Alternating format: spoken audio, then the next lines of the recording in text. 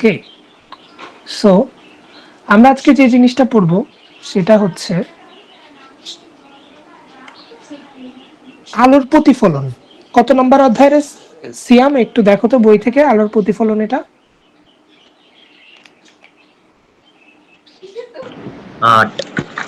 আচ্ছা, তো অষ্টম অধ্যায়, এটা হচ্ছে কি আলোর প্রতিফলন, ঠিক আছে। এখন আমি স্ক্রিন শেয়ার দিচ্ছি, তোমরা একটু দেখো। ওকে, হ্যাঁ, তো রেসপন্স করার দরকার হলে মাইক অন করো, আদারওয়াইজ মাইক অফই রাখো। হ্যাঁ, কমেন্ট টমেন্ট করার দরকার নাই, বা চ্যাট ট্যাটে কিছু লিখো না, কজ ভাইয়া রেকর্ড করছে। আচ্ছা, ওকে, তো ঠিক আছে। তো ধরো আমরা এখন যে চ্যাপ্টারটা পড়বো এটা হচ্ছে আলোর প্রতিফলন। ওকে, টপিক কি? প্রতিফলন।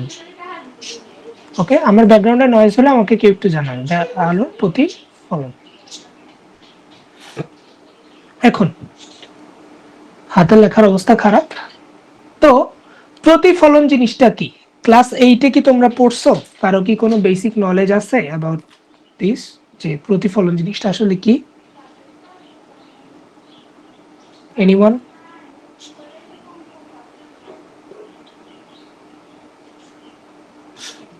কেউ নাই কিরে? সবাই বোবা হয়ে গেলে কেমনে হবে?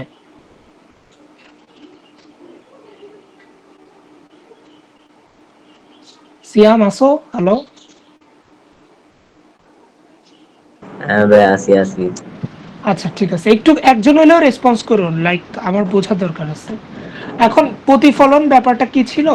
ধরো আলো কি? আলো হচ্ছে এক প্রকার, আমরা বলতে পারি আলো হচ্ছে এক প্রকার তাড়িৎচুম্বকীয় বা তড়িৎচুম্বকীয় কি তরঙ্গ। আলো এক প্রকার তরঙ্গ, তড়িৎচুম্বকীয় তরঙ্গ, যেটা কিনা একটা তড়িৎ ক্ষেত্র ও চৌম্বক ক্ষেত্রের সাহায্যে তৈরি হয়। তো আলোর দুইটা ধর্ম আছে। আলোর একটা ধর্ম হচ্ছে আলোর এই যে তরঙ্গ ধর্ম, তোমরা যে তরঙ্গ অধ্যায় পড়ে আসছো এরকম একটা তরঙ্গ ধর্ম। আলো হচ্ছে অনুপ্রস্থ তরঙ্গ। আবার আলোর আর একটা ধর্ম আছে যেটা কিনা কণা ধর্ম। যেটা কি ধর্ম? কণা ধর্ম, ঠিক আছে। তো আমরা এই অধ্যায়ে এই তরঙ্গ ধর্ম, কণা ধর্ম এগুলো পড়বো না। আমরা এই অধ্যায়ে আলোর কিছু বৈশিষ্ট্য পড়বো। প্রথমটা হচ্ছে প্রতিফলন। পরের অধ্যায় যেটা আলোর, এটা হচ্ছে আলোর প্রতিসরণ নিয়ে আর একটা বৈশিষ্ট্য। তো আলোর প্রতিফলন কি? আলোক রশ্মিকে আমরা যখন তরঙ্গর মতো চিন্তা করি, তো এই আলোক রশ্মি চলাচলের জন্য একটা মাধ্যম প্রয়োজন। কি প্রয়োজন? মাধ্যম। তাহলে আলোক রশ্মি চলাচলের জন্য একটা এরকম মাধ্যম প্রয়োজন, যেহেতু এটা একটা তরঙ্গ।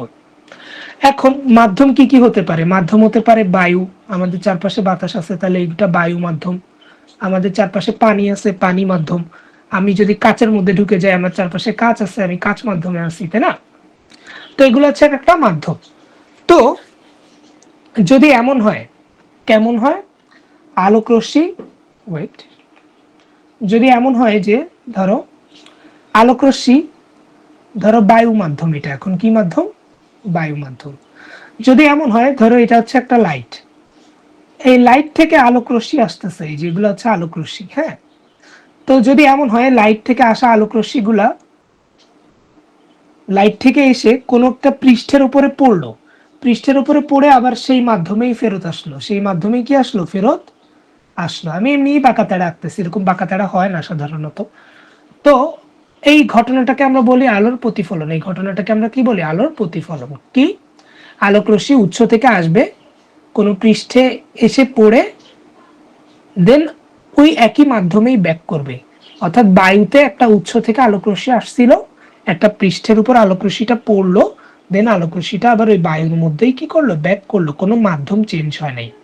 তাহলে এই ঘটনাকে বলা হয় আলোর প্রতিফলন। হ্যাঁ, তো ধরো আমরা আয়নার মধ্যে নিজেদের চেহারা দেখি। ধরো এটা আমি আয়নার সামনে দাঁড়ায় আছি, আয়নার মধ্যে আমি নিজের চেহারা দেখতেছি। ওকে, এখন আয়নায় যে আমি আমার চেহারা দেখি, এই ব্যাপারটা আলোর এই প্রতিফলনের জন্যই হয়। কিসের জন্য হয়? আলোর এই প্রতিফলনের জন্যই হয়।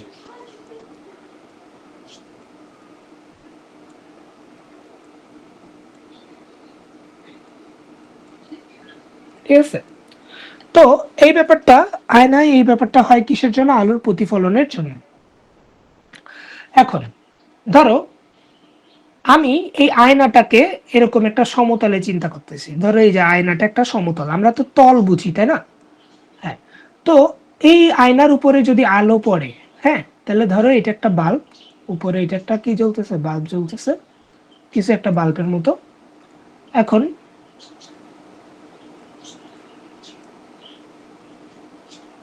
বাল্ব আঁকতে পারতেছি না যেহেতু মাউস দিয়ে করি, এটা একটা বাল্ব। তো এই বাল্ব থেকে কি হচ্ছে, বাল্ব থেকে আলোক রশ্মি পড়তেছে এই তলের উপরে। দেন এই তল বরাবর আমি একটা লাইন চিন্তা করতেছি, এইটাকেই আমরা কেমনে ড্র করছি একটু আগে, যেভাবে একটা লাইন দিয়ে বুঝাইছি যেখানে আলো এসে পড়তেছে। বুঝা গেছে? এতটুকু যে বলছি, কেউ কি বুঝছো কি কি বলতেছি? কথাবার্তা গুলো কি বোঝা যাচ্ছে? জি।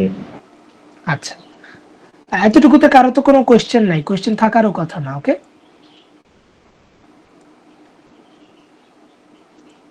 তো দেখো, তো এই আয়নাটাকে ধরো আমি এখানে আঁকলাম, আয়নার নিচে এরকম খাঁজ খাঁজ দিয়ে দিলাম, বুঝালাম যে এটা আয়নার পিছন সাইড, এটা আয়নার উপরের সাইড, ঠিক আছে?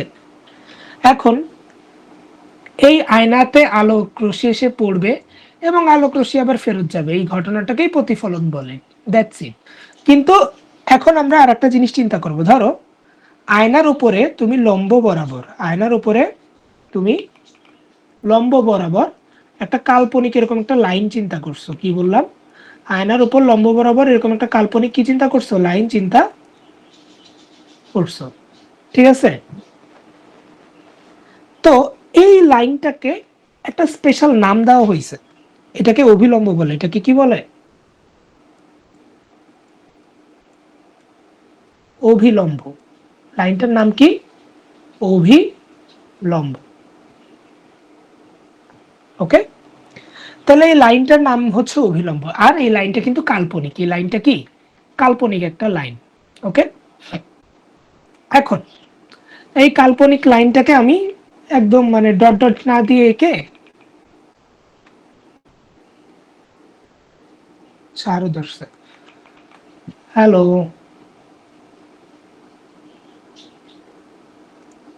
শাহরুখ, শুনতেছো? জি। কি অবস্থা তোমার? ভালো না। ভালো না? কেন ভালো না কেন? আচ্ছা দেখো, আমরা কি পড়তেছি, আমরা একটা নতুন অধ্যায় শুরু করছি, ঠিক আছে? এতক্ষণ রেকর্ড হয়েছে, সমস্যা নাই, তুমি কিছু একটা আহামরি কিছু মিস করো নাই, হ্যাঁ? তো ক্লাস 8 একটা অধ্যায় ছিল না, আলোর প্রতিফলন, আমরা ওই অধ্যায়টাই পড়তেছি আর কি, 9-10 এর বই থেকে। তো প্রতিফলন মানে কি? ধরো এটা একটা আয়না, এই যে খাঁজ কাটা খাঁজ কাটা এটা যেটা আঁকছি, এটা একটা কি আয়না, হ্যাঁ? এখন এই আয়না মধ্যে এই যে এটা হচ্ছে ধরো এই যে আয়নাটা, হ্যাঁ, আয়নাটাকে আমি এরকম একটা লাইন দিয়ে প্রকাশ করছি, বুঝছো? শাহরুখ, তুমি মনোযোগ দাও, এখান থেকে বুঝলেও হবে, তুমি কিছু মিস করো নাই। তো এই আয়নার উপরে আমি একটা লম্ব চিন্তা করছি কাল্পনিক ভাবে, আমি একটা লম্ব চিন্তা করছি কিভাবে, কাল্পনিক ভাবে। এই যে এই জিনিসটা আমি যেখানে ড্র করছি, ওকে, এখান থেকে মেন পড়া শুরু হবে এখন। তাহলে এই যে এটা একটা আয়না, আয়নার উপরে আমি একটা লম্ব চিন্তা করছি কাল্পনিক ভাবে, এই জিনিসটা আমি এখানে ড্র করছি। এখন প্রতিফলন জিনিসটা কি? প্রতিফলন হচ্ছে আমাদের আলো একটা তরঙ্গ, আলো এক প্রকার তরঙ্গ, এটা একটা মাধ্যম দিয়ে চলাচল করে। আমরা পড়ছিলাম শব্দের অধ্যায়ে তরঙ্গ চলাচলের জন্য মাধ্যম প্রয়োজন। তো ধরলাম এই ক্ষেত্রে মাধ্যমটা কি? বায়ু মাধ্যম, এই যে আমি এখানে লিখে রাখছি বায়ু মাধ্যম, হ্যাঁ, বায়ু মাধ্যম। এখন ধরো এখানে একটা আলোর উৎস, এই আলোর উৎস একটা বাল্বের মতো, বাল্ব থেকে আলো আসতেছে, দেন আলোটা পড়লো। এখন এই আলো পড়ে, এই আলোটা যদি আবার একই মাধ্যমে ব্যাক করে, অর্থাৎ বায়ুর মধ্যে একটা উৎস ছিল বাল্ব, এই বাল্ব থেকে আলোটা আসলো, আবার আলোটা বায়ুতেই ব্যাক করলো, এই ঘটনাকে প্রতিফলন বলে। এইটা আমি এই নিয়ে কয়েকবার রিপিট করছি। এখন এই যে আমরা মাঝখানে একটা ডান্ডার মতো চিন্তা করছি না লম্বভাবে, এই যে আয়নাটার সাথে নিচের এটা হচ্ছে আয়না, এই আয়নার সাথে আমরা এই যে লম্বালম্বি একটা রেখা চিন্তা করছি, এই লম্বালম্বি এই রেখাটার নাম কি ছিল? অভিলম্ব। এই রেখাটার নাম কি ছিল? অভিলম্ব।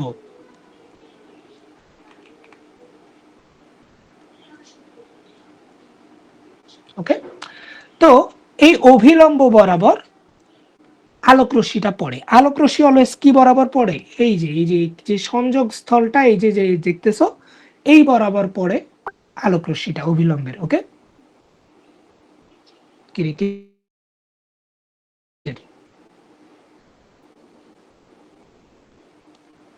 আচ্ছা মাইক অন করে বলো কোনো কোয়েশ্চেন থাকলে।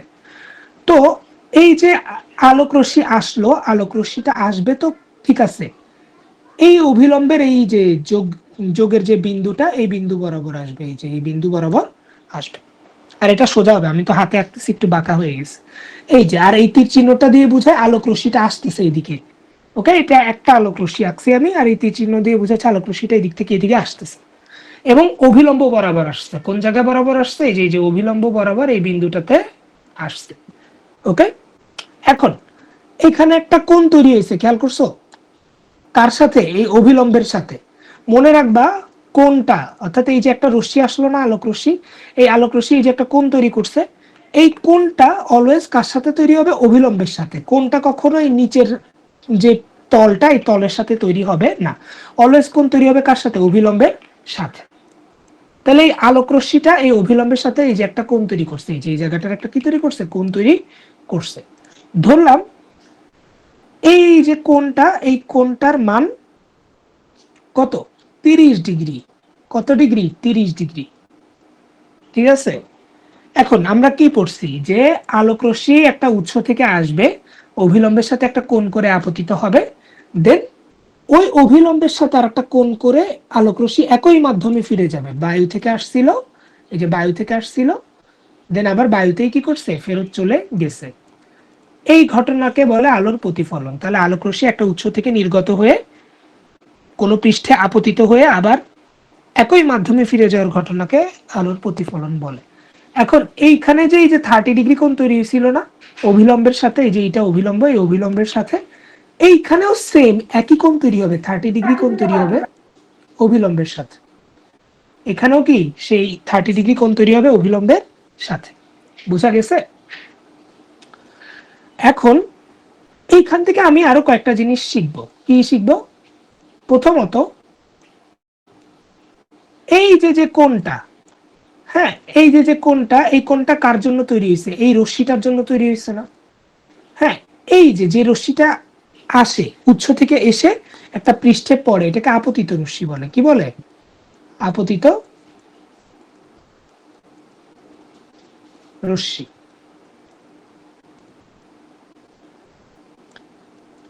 তাহলে এটাকে আপতিত রশ্মি বলে। আর এই কোণটাকে বলে আপাতন কোণ।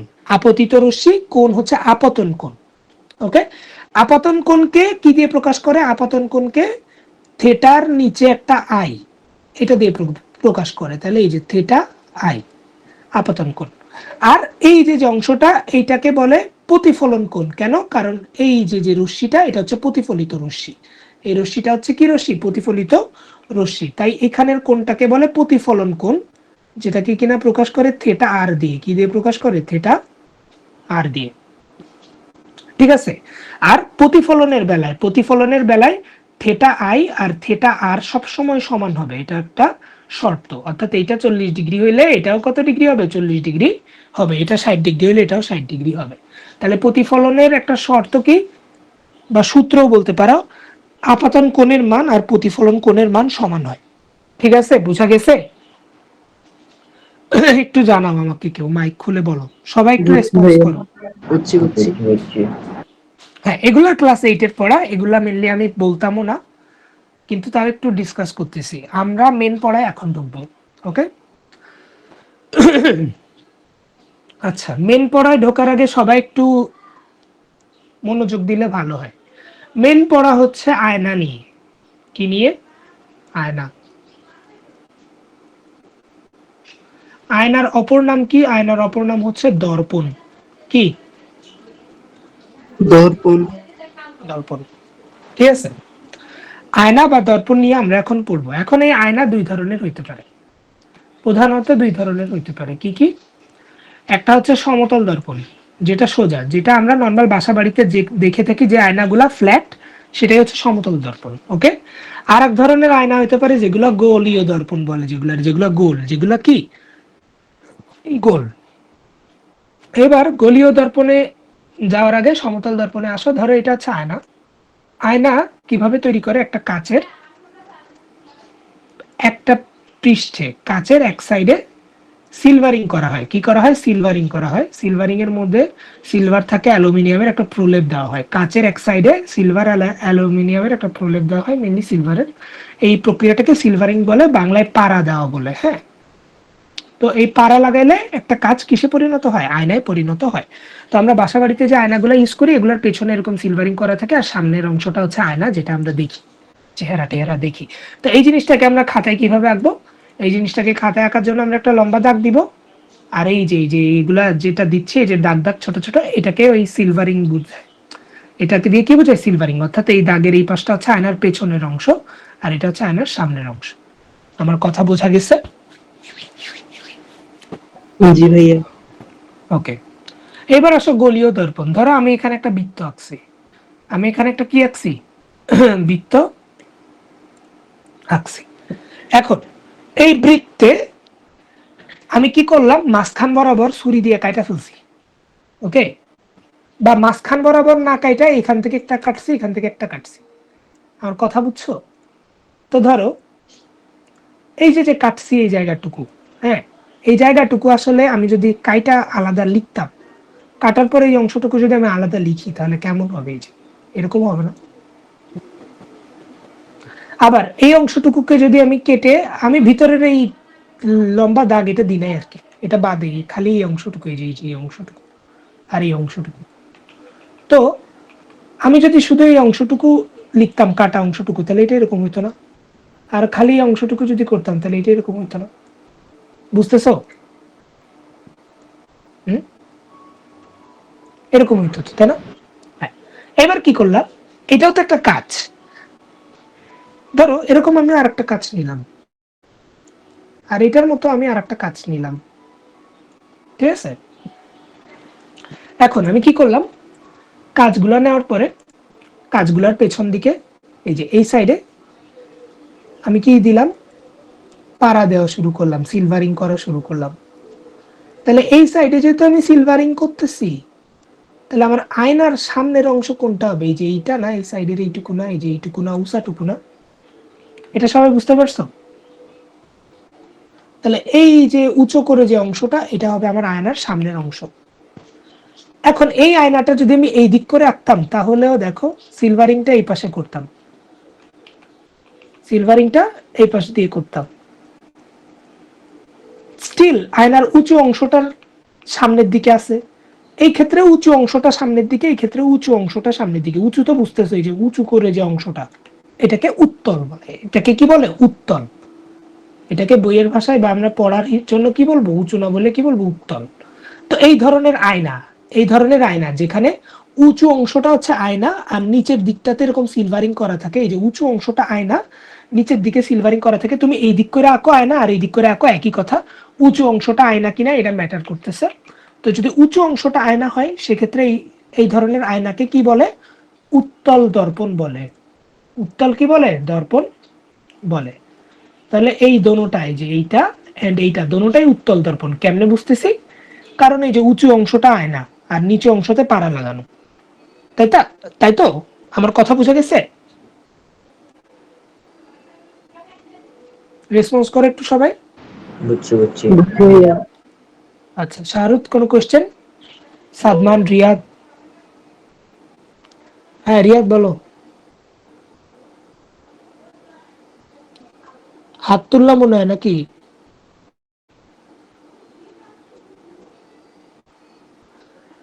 কমেন্ট টমেন্ট করলে কিন্তু আমি দেখতে পারবো না, আমি এখানে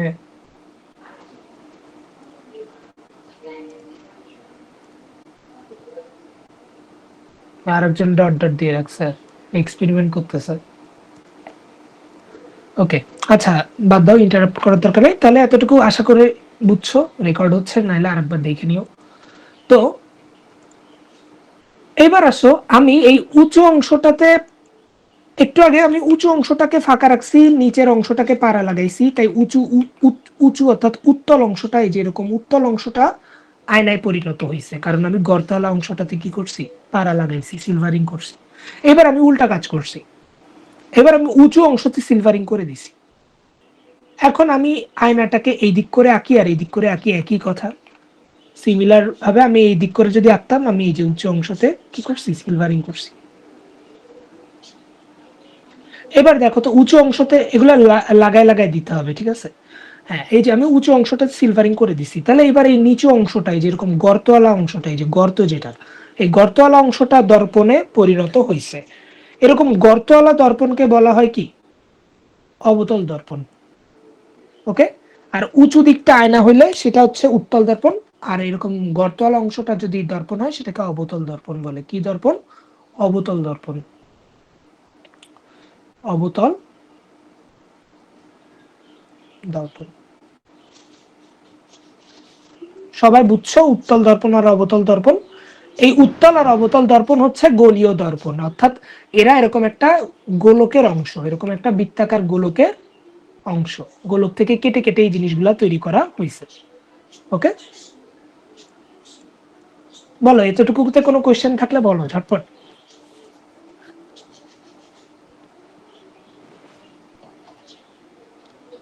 কারো কোয়েশ্চেন আছে?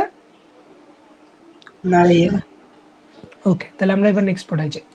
এইবার আমরা অবতল দর্পণ দিয়ে বেশ কিছু জিনিস বোঝার চেষ্টা করব। কোন দর্পণ দিয়ে? অবতল। অবতল দর্পণ কখন হয়? অবতল দর্পণ তখন হয় যখন উত্তল অংশে পাড়া লাগানো থাকে। কোন অংশে? উত্তল অংশে পাড়া লাগানো থাকে, মানে সিলভারিং করা থাকে। ওকে, ধরো এইটা একটা অবতল দর্পণ। কেমনে বুঝলাম? উত্তল অংশে পাড়া লাগানো, তার মানে এই অংশটুকু হচ্ছে দর্পণ। এই দর্পণের একটা নাম দিলাম, এইখানের নাম এম, এই জায়গায় নাম দিলাম।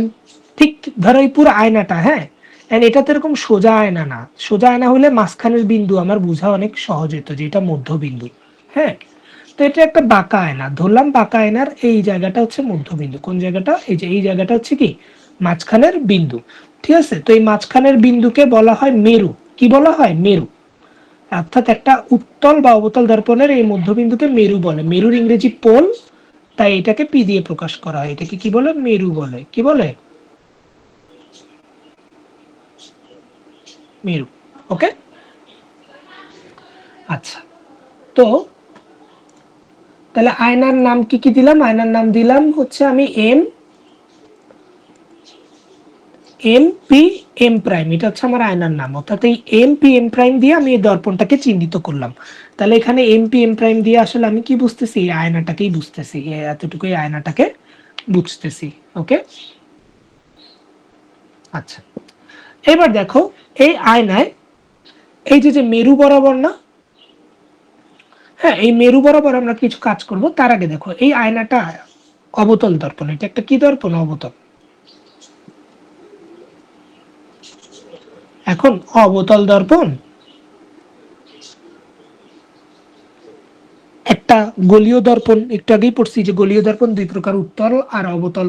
তাহলে অবতল দর্পণ যদি একটা গোলীয় দর্পণ হয়, নিশ্চয়ই এটা একটা গোলকের অংশ। তার মানে এটাকে এরকম একটা গোলক বৃত্তাকার অংশ থেকে কি করা হয়েছিল? কেটে নেওয়া হয়েছিল, তাই না? এটাকে এরকম একটা বৃত্তাকার জিনিস থেকে কি করা হয়েছে? কেটে নেওয়া হয়েছে। এতটুকু বুঝছি? এতটুকু বোঝা গেছে? বুঝতে পারছি এতটুকু? বুঝছি। ওকে, তাহলে এই অবতল দর্পণটা যেহেতু একটা গোলকের অংশ, তাহলে এই গোলক এর একটা কেন্দ্র ছিল না? এই যেরকম একটা সেন্টার ছিল না, কেন্দ্র ছিল কিনা? ছিল তো। ধরো গোলকের একটা এরকম একটা কি ছিল? কেন্দ্র ছিল না? এই যে এই কেন্দ্রটাকে প্রকাশ করা হয় সি দিয়ে। এই কেন্দ্রটাকে কি দিয়ে প্রকাশ করা হয়? সি দিয়ে। আর এই সি কে বলা হয় বক্রতা। এটা একটা বাঁকা অংশ। এই যে এই দর্পণটা একটা বাঁকা অংশ, তাই বাঁকা অংশের কেন্দ্র এটা। যেহেতু পুরাটার কেন্দ্র এটা, আর এই বাঁকা অংশটাই পুরাটার, পুরা এই বৃত্তেরই একটা অংশ, তাহলে বৃত্তের কেন্দ্র যদি সি হয়, তাহলে বাঁকা অংশের জন্য কেন্দ্র সি। তাই সি কে জন্য বলা হয়, বাঁকা অংশটাকে আমরা বক্রতা বলি, তাই এটাকে বলা হয় বক্রতার কেন্দ্র। কি বলে এটাকে?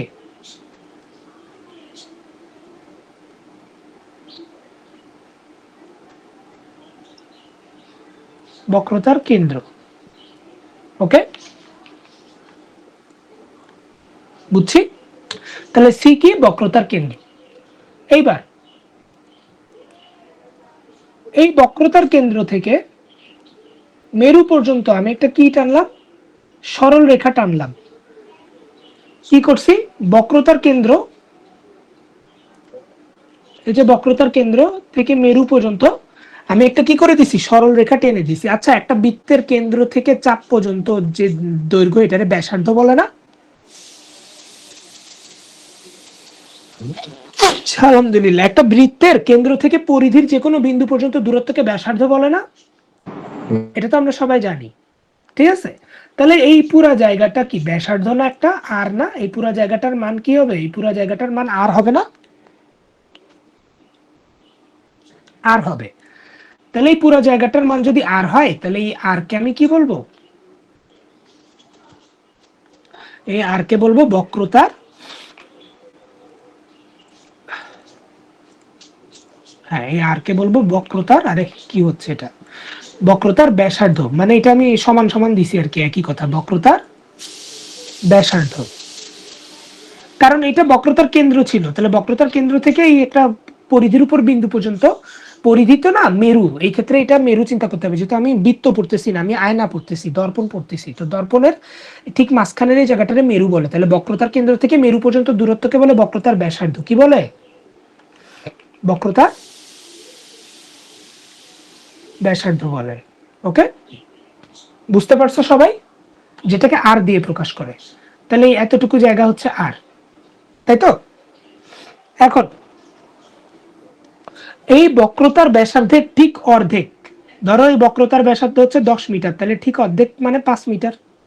ঠিক অর্ধেকে যে বিন্দুটা হয়, এই যে বক্রতার ব্যাসার্ধের ঠিক অর্ধেক আসলাম, কতটুকু আসলাম? ঠিক অর্ধেক, এই যে অর্ধেক, আনুমানিক ভাবে ধরো এটাই অর্ধেক। হ্যাঁ, তাহলে বক্রতার ব্যাসার্ধের ঠিক অর্ধেক যে বিন্দুটা, এই বিন্দুটাকে বলে ফোকাস।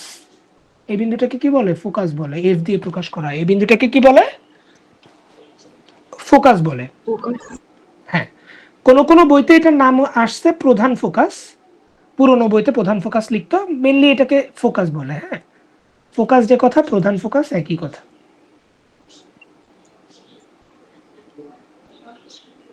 ওকে, বুঝতে পারছি? এইবার দেখো তো, এই পুরা জায়গাটা, এই যে এই পুরা জায়গাটা ছিল আর বক্রতার ব্যাসার্ধ, তাই না? ঠিক আছে, তাহলে আমি বক্রতার ব্যাসার্ধের ঠিক অর্ধেক জায়গা পাইলাম না? এই যে সি থেকে এফ পর্যন্ত এটা অর্ধেক, আবার এই এফ থেকে পি পর্যন্ত, এই যে পি পর্যন্ত এটাও অর্ধেক না? ঠিক আর এর অর্ধেক না? আর এর কি অর্ধেক না? এই যে আর ডিভাইডেড বাই 2 না? এটা আর এর ঠিক অর্ধেক না? এই জায়গাগুলা সি থেকে এফ, এফ থেকে পি, এই জায়গাগুলো আর এর অর্ধেক না? এইটুকু যা এইটুকুও তা, কারণ দুটোটাই আর এর অর্ধেক, কারণ এটা ঠিক মধ্যবিন্দুতে, এফটা ঠিক কোথায়? মধ্যবিন্দুতে, তাই তো? এই যে এই সি থেকে এফ হোক আর এফ থেকে পি হোক, এই অর্ধেক জায়গাগুলো, অর্থাৎ এই যে অর্ধেক অর্ধেক যে দুইটা টুকরা পাইছি, এই জায়গাগুলোকে বলা হয় ফোকাস দূরত্ব। কি বলা হয়? ফোকাস দূরত্ব। তাহলে এই জায়গাগুলোকে বলা হয় ফোকাস দূরত্ব। আমার মাউস প্যাডটা পুরনো হয়ে গেছে, এই জন্য এরকম বাঁকায় যাচ্ছে লেখাগুলো।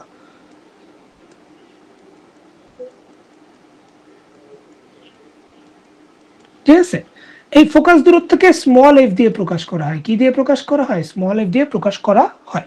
আর এই স্মল এফ আমাদের ম্যাথ করতে লাগবে। তাহলে এই যে এইটুকু জায়গারে আমি কি বলবো? এই যে এইটুক জায়গায় আমি বাচ্চা এফ বলবো। এইটুক জায়গায় আমি কি বলবো? বাচ্চা এফ বলবো। আর বাচ্চা এফ এর সূত্র কি?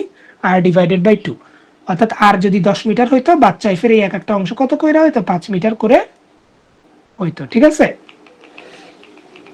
বুঝছো? এই যে এতগুলো কথা বললাম, এগুলা নিয়ে কারো কোনো কোশ্চেন আছে?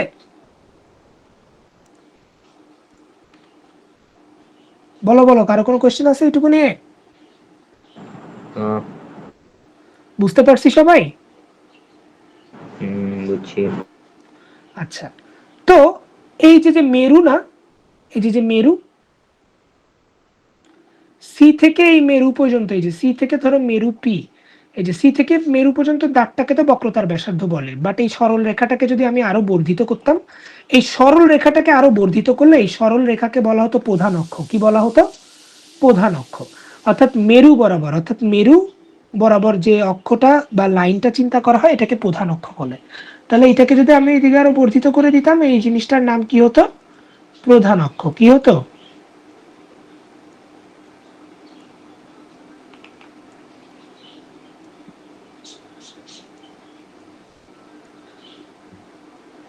প্রধান অক্ষ। ঠিক আছে।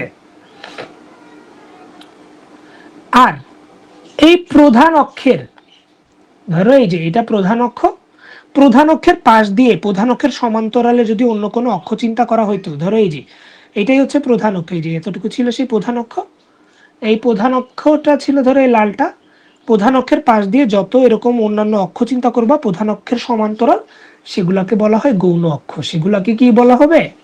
গৌণ অক্ষ বলা হবে। ওকে। তো ধরো আমি এখানে আরেকটা ড্র করলাম, এই যে এটাকে আমি কি বলতাম? এটাকে আমি তখন বলতাম গৌণ অক্ষ।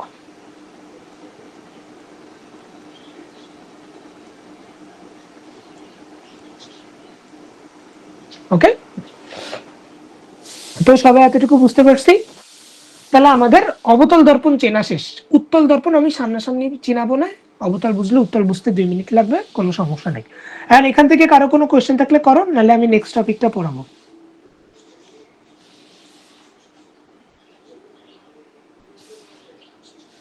এটা সবাই বুঝছি?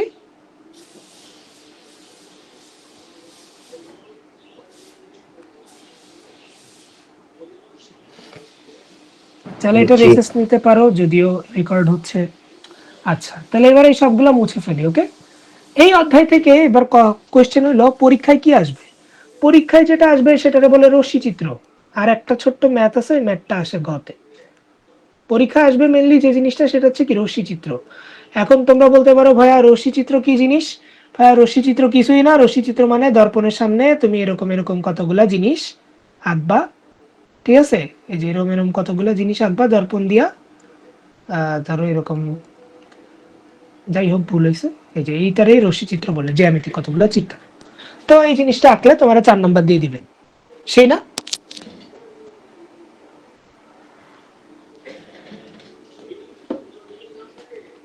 ওকে। তো এই রশ্মি চিত্র আমাদের কয় ধরনের দর্পণ আছে? আমাদের অবতল দর্পণ ছিল, আমাদের কি দর্পণ ছিল? অবতল দর্পণ ছিল, লাইক এটা একটা অবতল দর্পণ। আমাদের কি ছিল? উত্তল দর্পণ ছিল, লাইক এটা একটা উত্তল দর্পণ। আর আমাদের কি ছিল? সমতল দর্পণ, এটা একটা বাঁকা হয়ে গেছে, এই যে এটা একটা সমতল দর্পণ। তো এই 3 দর্পণের রশ্মিচিত্র আছে, তার মধ্যে উত্তল দর্পণের রশ্মিচিত্র কয়টা? একটা। সমতল দর্পণের রশ্মিচিত্র কয়টা? একটা। তো এগুলো এই জন্য আমরা লাস্টে শিখবো। অবতল দর্পণের রশ্মিচিত্র কয়টা? 6টা। কয়টা? 6টা রশ্মিচিত্র। তো এটা আগে শিখবো। এবং রশ্মিচিত্র বুঝতে গেলে অবতল দিয়ে বোঝাটাই সবচেয়ে ইজি। বুঝাতে পারছি? তো অবতল দর্পণের রশ্মিচিত্র আঁকার আগে রশ্মিচিত্র আঁকার নিয়ম শিখতে হবে। কি শিখতে হবে? রশ্মিচিত্র অঙ্কনের নিয়ম শিখতে হবে। এখন রশ্মিচিত্র অঙ্কনের নিয়ম শেখার জন্য কি করতে হবে? রশ্মিচিত্র অঙ্কনের নিয়ম শেখার জন্য আমাদেরকে নিয়মগুলো দেখতে হবে অবভিয়াসলি। তো 3টা নিয়ম আছে। প্রথম নিয়ম, এই যে আমরা অবতল দর্পণের গুলা দেখতেছি, রশ্মিচিত্র উত্তলের জন্য নিয়ম আছে 3টা। অবতল বুঝলে উত্তল বুঝবো, উত্তল সামনাসামনি বুঝাবো, অবতল বোঝা ইজি। তাহলে এটা একটা অবতল দর্পণ। রশ্মিচিত্র আঁকার প্রথম নিয়ম, হ্যাঁ, প্রথম নিয়মটা কি বলতেছি তার আগে আমাকে এটা একটু, ধরো তোমাদের জন্য আরেকবার বলি। তাহলে এই যে অবতল দর্পণটা, এটা একটা এরকম কি গোলকের অংশ, সেই গোলকের কেন্দ্র হচ্ছে কি বক্রতার কেন্দ্র, মেরু পর্যন্ত একটা রেখা আঁকছি, এটা হচ্ছে সি। এটা হচ্ছে কি সি। এতটুকু তো সবাই বুঝছিলাম, বুঝছিলাম না? ঠিক আছে। এবার যদি কোনো উৎস থেকে আলোক রশ্মি বা কোনো বস্তু থেকে আলোক রশ্মি আসে, কিভাবে আসে? এই যে সি বক্রতার কেন্দ্র, এই বিন্দুটা না, এই কেন্দ্র বরাবর আসে। ধরো আলোক রশ্মিটা আসতেছে, এই আয়না, এটা একটা আয়না না, আয়নার দিকে আলো আসতেছে, কিন্তু আলোটা আসতেছে একটা বিন্দু দিয়ে, বিন্দুটা কি বক্রতার কেন্দ্র, অর্থাৎ বক্রতার কেন্দ্র বরাবর একটা আলো আসতেছে। ঠিক আছে, ধরো এটা তুমি দাঁড়ায় আছো, তোমার বরাবর একটা গুলি আসতেছে তোমার চোখ বরাবর, হ্যাঁ, ঠিক তেমনি এটা সি হচ্ছে একটা বিন্দু, সি বিন্দু বরাবর একটা কি আসতেছে, আলো আসতেছে। তো কোন আলোক রশ্মি যদি বক্রতার কেন্দ্র বরাবর আপতিত হয়, আলোক রশ্মি এসে পড়াকে আপতিত হওয়া বলে, একটু আগে আমরা পড়ছিলাম। তাহলে বক্রতার কেন্দ্র বরাবর যদি কোনো আলোক রশ্মি এসে পড়ে, হ্যাঁ, এই যে বক্রতার কেন্দ্র দিয়ে গেল আলোক রশ্মিটা গেল গা, এই যে, আর এই তীর চিহ্নটা কি বোঝাচ্ছে, এই যে এই তীর চিহ্নটা বোঝাচ্ছে বক্রতার কেন্দ্র বরাবর আলোক রশ্মিটা এদিক থেকে এদিকে পড়তেছে। তো কোন আলোক রশ্মি যদি বক্রতার কেন্দ্র বরাবর আপতিত হয়, এই যে এই জায়গাটাতে পড়লো না আলোক রশ্মিটা, এই জায়গাটাতে পড়লো, এই জায়গায় পড়ার পরে এই যে এই জায়গায় যে আলোক রশ্মিটা পড়লো, এই জায়গায় আলোক রশ্মি পড়ার পরে দর্পণে আলোক রশ্মি পড়লে কি হয়, আলোক রশ্মি আবার ফেরত আসে, এটারই প্রতিফলন বলে, শুরুর থেকে তাই পড়াইছি। তাহলে এই যে বক্রতার কেন্দ্র দিয়ে আলোক রশ্মি আসলো, আয়নার উপরে পড়লো, এবার আলোক রশ্মিটা প্রতিফলিত হবে। এখন আলোক রশ্মি কোন দিকে প্রতিফলিত হবে, এইদিকে, এইদিকে, এইদিকে, এইদিকে, এইদিকে, কোন দিকে যাবে আলোক রশ্মি, যাবে এটা কোন দিকে, মনে রাখবা।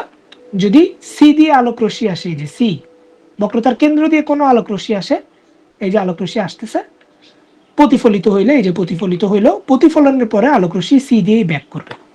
অর্থাৎ সি দিয়ে, সি বিন্দুটা দিয়ে আলোক রশ্মি আসছিল, আয়নায় পড়লো, দেন আবার সি দিয়েই ব্যাক করবে। এই তীরটা বোঝায় আলোক রশ্মি আসলো, সি দিয়ে গেল, আর এই তীরটা বোঝায় কি, প্রতিফলনের পর আবার সি পথে ব্যাক করলো। প্রথম নিয়ম বোঝা গেছে। 1 নম্বর নিয়ম হচ্ছে এটা, রশ্মি চিত্র অঙ্কনের এটা কত নম্বর নিয়ম, প্রথম নিয়ম। 1 নম্বর নিয়ম বোঝো নাই কে কে? আবার একটু বুঝাই দিলে ভালো হতো। এই যে এটা একটা অবতল দর্পণ, ওকে, এটা হচ্ছে অবতল দর্পণের কি, বক্রতার কেন্দ্র, কি, হ্যাঁ, বক্রতার কেন্দ্র। এখন তোমার ধরো এটা তোমার লাইট, লাইট থেকে আলো আসতেছে সি দিয়ে, তাহলে সি দিয়ে আলো আসলে, সি বিন্দু দিয়ে আলো আসলে আলোটা এরকম চলে যাবে, চলে যায় আয়নায় পড়বে, এই যে আয়নায় পড়তেছে, পড়লো না, এই যে আয়নায় পড়ছে না এই জায়গায়, হ্যাঁ, হ্যাঁ, আয়নায় পড়লে একই পথে আবার ফেরত আসবে, সি দিয়ে গেলে সি পথে কি আসবে, ফেরত আসবে, বুঝছো? বুঝছি। জি ভাই। ওকে, এবার দেখো, এবার আমরা 2 নম্বর নিয়মটা পড়বো, এটার 2 নম্বর বানাই দিই। 2 নম্বর নিয়মে কি হলো, 2 নম্বর নিয়মটাতে সি এর ঠিক অর্ধেক কি, এফ না, ফোকাস। যদি আলোক রশ্মি প্রধান অক্ষের সমান্তরালে আসে, ধরো এটা লাইট, লাইট থেকে আলোক রশ্মিটা আসতেছে, কিন্তু এই আলোক রশ্মিটা আসলে কি, প্রধান অক্ষের সমান্তরাল না, এই যে আলোক রশ্মিটা প্রধান অক্ষের সমান্তরালে আসলো না, আশা বোঝাইতে এই যে এইদিকে তীর দিলাম, এইদিকে তীর মানে কি, আলোক রশ্মিটা এই লাইট থেকে প্রধান অক্ষের সমান্তরালে আসছে, তাই তো? এবার আয়সা দর্পণের এই জায়গায় পড়লো, আপতিত হইলো, তাহলে এই জায়গায় যে আপতিত হইলো, তাহলে আয়নার মধ্যে কোনো লাইট পড়লে প্রতিফলিত হয়, তার মানে এটা এখন প্রতিফলিত আবার এরকম ব্যাক করবে, তাই তো? তাহলে এই যে আসলো, আপতিত হইলো, আপতিত হওয়ার পর ব্যাক করবে, এবার এটা কোন দিকে ব্যাক করবে, যে দিক থেকে আসছিল ওই দিকেই ব্যাক করবে, নাকি এইদিকে ব্যাক করবে, এইদিকে, এইদিকে, কোন দিকে ব্যাক করবে, তাই না? নিয়মটা কি, ব্যাক করবে যদি প্রধান অক্ষের সমান্তরালে আসে, কি, কোনো আলোক রশ্মি যদি প্রধান অক্ষের সমান্তরালে আসে আয়নাতে, প্রধান অক্ষের সমান্তরালে আয়সা আপতিত হয়, তাহলে প্রধান অক্ষের সমান্তরালে আপতিত রশ্মি প্রতিফলনের পরে সবসময় ফোকাস দিয়ে যাবে, কোথা দিয়ে যাবে, ফোকাস দিয়ে যাবে।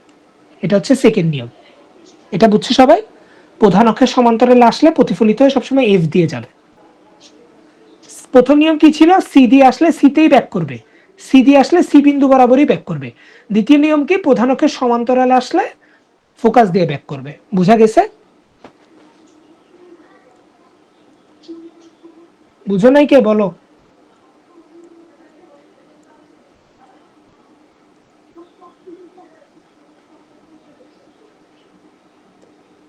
সবাই বুঝছো? জি ভাই, বুঝছি। এগুলা না বুঝলে কিন্তু নেক্সটের দিনে রশ্মি চিত্র বুঝবা না, আমি কিন্তু এসে রশ্মি চিত্র করাবো নেক্সটের দিন।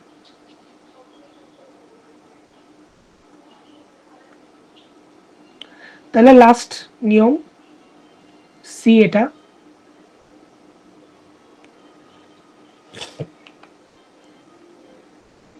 সি এর ঠিক অর্ধেক ধরো এটা, তাহলে এটা এফ,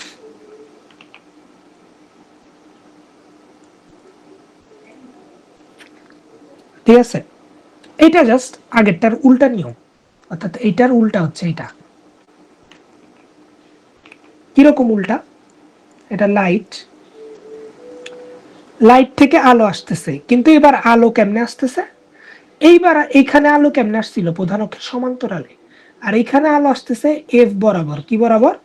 এফ বরাবর, অর্থাৎ ফোকাস বরাবর। তাহলে দেখো, সমান্তরালে আসলে ফোকাস দিয়ে গেছে গা, এবার ফোকাস বরাবর আসছে, তার মানে কি প্রতিফলনের পর কি হবে? সমান্তরালে চলে যাবে, জাস্ট ওইটার উল্টা। সমান্তরালে আইসা ফোকাস দিয়ে গেছিল গা, আর এবার কি হলো? ঠিক এটার উল্টা, ফোকাস দিয়ে আসলো, সমান্তরালে গেল গা প্রতিফলিত হয়ে। বুঝছো এটা সবাই?